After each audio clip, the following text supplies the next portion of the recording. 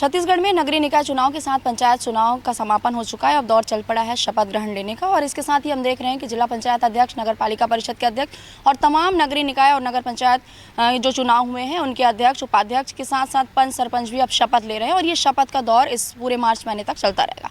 लेकिन हमने ये भी देखा है कि कहीं ना कहीं पर शपथ ग्रहण के दौरान कुछ चूक भी हुई हैं, उन चूकों पर भी हम चर्चा करेंगे। और इस चर्चा में सबसे पहले हमारे साथ गुंडरदेही के विधायक कुंवर सिंह निषाद हमारे साथ में बने हुए हैं, हम उनसे सीधा चर्चा करेंगे और जानेंगे। सबसे पहले तो विधायक जी, आपका बहुत सारा स्वागत है हमारे नमस्कार। नमस्कार। अभी हमने देखा है कि लगातार चुनाव का दौर चला, नगरीय निकाय चुनाव का दौर चला। हमने देखा है कि इस बार भारतीय जनता पार्टी ने अपना जलवा हर तरफ बिखेर रखा था। आपके भी क्षेत्र में अगर हम कहें, कांकेर विधानसभा जो सांसद सभा जो है, लोकसभा क्षेत्र है, वहाँ पर भी कहीं ना कहीं कांग्रेस पीछे रही और आप लोगों ने लगातार सदन में भी मुद्दा उठाया, बोला भी कि आपके लोगों को जहाँ जीत की संभावना थी वहाँ से लोगों को हटा दिया गया या चुनाव रद्द करवा दिया गया। क्या ऐसा कुछ हुआ था क्या?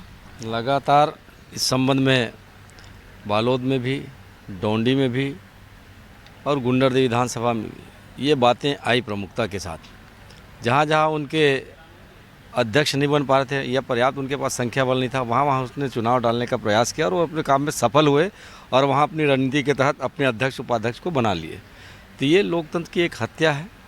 और यदि गुंडरदेही नगर पंचायत की बात करूँ तो एक अप्रत्याशित परिणाम ये संभव कैसे हो सकता है कि एक प्रत्याशी को 4 वार्ड में 191, 191, 191 और 191 4 समानांतर उसको मत मिलते हैं और जीत भी होती है उनकी 191 से। 195 होता समझ में आता, 197 होता समझ में आता, 190 होता तो समझ में आता। तो ये कहीं ना कहीं जिस अंदेशा जो हमेशा हम लोग करते हैं और आरोप भी लगाते हैं, और आरोप है कि मशीन से छेड़छाड़ ज़रूर हुई, तभी तो ऐसा फिगर आ रहा है। और उसके बाद अभी बालोद नगर पालिका का जो बालोद वाले पे भी अभी आऊँगी जी। अभी एक चीज़ और अभी चल रही है, आप जितने भी कांग्रेस के विधायक हैं, जितने लोग हैं, सबके ऊपर वाले की नज़र है, कुछ ज़्यादा ही मेहरबान है ऊपर वाला। क्या कहेंगे आप?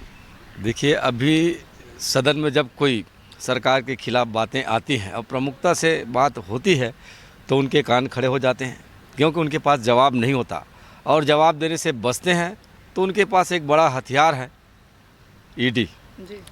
चाहे वो विधायक हो या पूर्व मंत्री हो, उनके यहाँ भेजने से वो गुरेज नहीं करते। और इसका परिणाम हमने देखा है, जब सदन में माननीय कवासी लखमा जी सड़क के निर्माण और उसकी गुणवत्ता पर बात किए तो 4 दिन बाद उसके यहाँ ईडी की छापा पड़ जाती है और वो आज जेल में है। अभी विधानसभा सत्र के समय बजट सत्र चल रहा है, पूर्व मुख्यमंत्री जी ने आवाज़ उठाया, प्रधानमंत्री आवास योजना को लेकर 18 लाख आवास की बातें करते, बड़ी बड़ी बातें किए, और जब वो पटल पे जवाब दिए तो पूरे प्रदेश की जनता ने देखा कि कितने झूठ बोले हैं और उनके यहाँ 3 दिन बाद फिर ईडी का छापा पड़ जाता है। तो ये कहीं ना कहीं लोकतंत्र की आवाज़ को दबाने का प्रयास है और सब उनके टारगेट में है। वो लगता है कि जो सरकार के खिलाफ बात करेंगे उनके खिलाफ हम लोग किसी न किसी रूप से एक दबाव के माध्यम से, चाहे ईडी के माध्यम से या सीबीआई के माध्यम से या आईटी के माध्यम से, एक दबाव डालकर लोकतंत्र की आवाज़ को दबाने का प्रयास करेंगे। आप लोग कल इसी मामले में, जब ईडी का छापा जब पूर्व मुख्यमंत्री के घर पे पड़ा था, आप सारे कांग्रेस के सारे विधायक जो हैं सदन छोड़ करके आप भिलाई पहुंच गए थे। इस पर अब भाजपा कह रही है कि आप लोगों ने लोकतंत्र का अपमान किया, आप लोगों ने सदन की गरिमा को आप लोगों ने गंवाया। क्या कहेंगे आप? देखिए, अब उनके पास कहने के लिए कोई बातें नहीं है तो घुमा फिरा कर बात करेंगे।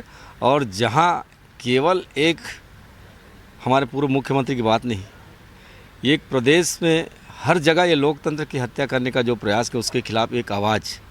अब जो उस आवाज़ को हम लोग बुलंद करने के लिए जब संकट आती, परिवार के सारे लोग एक साथ खड़े हो जाते हैं। और जब हमारे पूर्व मुख्यमंत्री के ऊपर बातें आई तो स्वाभाविक है हमारी भी जिम्मेदारी बनती है कि जिनके खिलाफ बातें हैं कल और किसी के साथ हो सकता है, तो एकजुट होकर खड़े होने में और इनके खिलाफ बात करने में यदि हम लोग खड़े हैं तो इनको लगता है कि बहुत सी बातों का या फिर लोकतंत्र का, तो ये दुहाई जो दे रहे हैं लोकतंत्र का, पहले लोकतंत्र की दुहाई देने वाले ये समझे जिस हिसाब से लोकतंत्र की हत्या हो रही है, लोकतंत्र का गला घोटा जा रहा है, उनके पीछे अगर कोई है तो भाजपा है और भाजपा की सरकार है। जी। अच्छा विधायक जी, हम अब बात करेंगे, जैसे आपका विधानसभा क्षेत्र पड़ता है गुंडरदेही और उससे ही लगा विधानसभा क्षेत्र पड़ता है, जिला है हमारा बालोद जिला।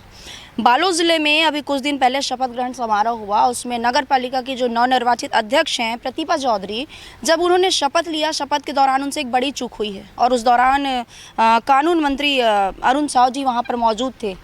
अब ये वीडियो वायरल हो रहा है, उन्होंने अपने शपथ ग्रहण से पहले पति का नाम लिया। क्या कहेंगे आप? क्या ये चूक है? क्या शपथ दोबारा होनी चाहिए? ये बड़ी चूक है और संवैधानिक रूप से चूक है। निर्वाचन के दृष्टिकोण से देखा जाए और उन निर्वाचन के संविधान के दृष्टिकोण से देखा जाए, जब चुने हुए जनप्रतिनिधि जब शपथ लेते हैं अपने नाम को उल्लेख करते हैं, केवल अपने नाम को उल्लेख करते हैं।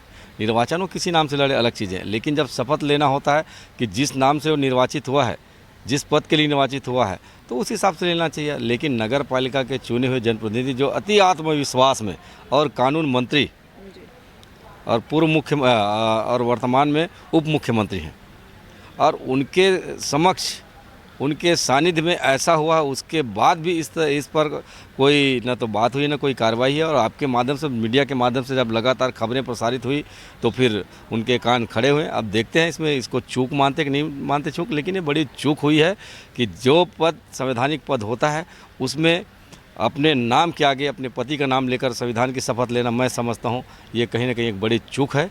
इसके लिए उन्हें सार्वजनिक रूप से माफ़ी भी मांगनी चाहिए और शपथ ग्रहण दोबारा एक बार फिर होना चाहिए। क्योंकि बालोद की अगर बात करें तो बालोद के एक युवा पत्रकार ने और एक समाज सेवी जो राजेश चोपड़ा हैं, उन्होंने निर्वाचन अधिकारी को खत भी लिखा है कि शपथ दोबारा कराया जाए। तो क्या आप इसके समर्थन में हैं? बिल्कुल भाई, संवैधानिक रूप से गलती हुई है, मानना चाहिए कि निर्वाचन के हिसाब से ये जो नियम होते हैं और नियम कानून में सब बंधे होते हैं, तो उस नियम का परिपालन करते हुए, उसे अपनी चूक मानते हुए, संवैधानिक बातों को ध्यान में रखते एक बार पुनः उसको शपथ करना चाहिए, ताकि उन्हें उनकी गलती का एहसास हो और अगर नगर पालिका में यदि वो जिस उद्देश्य को लेकर आए हैं उस उद्देश्य की परिपूर्ति हो सके। ठीक है, तो ये हो रही थी हमारी चर्चा गुंडरदेही के विधायक कुंवर सिंह निषाद से, जिन्होंने सीधे तौर पर जो परिणाम आए हैं, चुनाव परिणाम, उन पर भी चर्चा की है। लगातार जो छापे पड़ रहे हैं उन पर भी चर्चा की है। और सबसे बड़ा जो भी चर्चित जो चल रहा है छत्तीसगढ़ में कि बालोद नगर पालिका परिषद चुनाव के शपथ ग्रहण के दौरान जो नगर पालिका नवनिर्वाचित अध्यक्ष है, उनकी जुबान फिसल गई। उन्होंने सबसे पहले अपने पति का नाम लिया और अब ये मामला सोशल मीडिया पर वायरल हो रहा है। लेकिन अब फिलहाल देखना होगा कि क्या इस वायरल वीडियो के साथ ही क्या अब जो निर्वाचन आयोग है, जो प्रशासन है, शासन है, वो उस पर क्या एक्शन लेता है, आने वाला समय बताएगा। इस खास कवरेज के लिए सहयोगी ताकेश्वर साहू के साथ अंबिका मिश्रा, रफ्तार मीडिया, छत्तीसगढ़।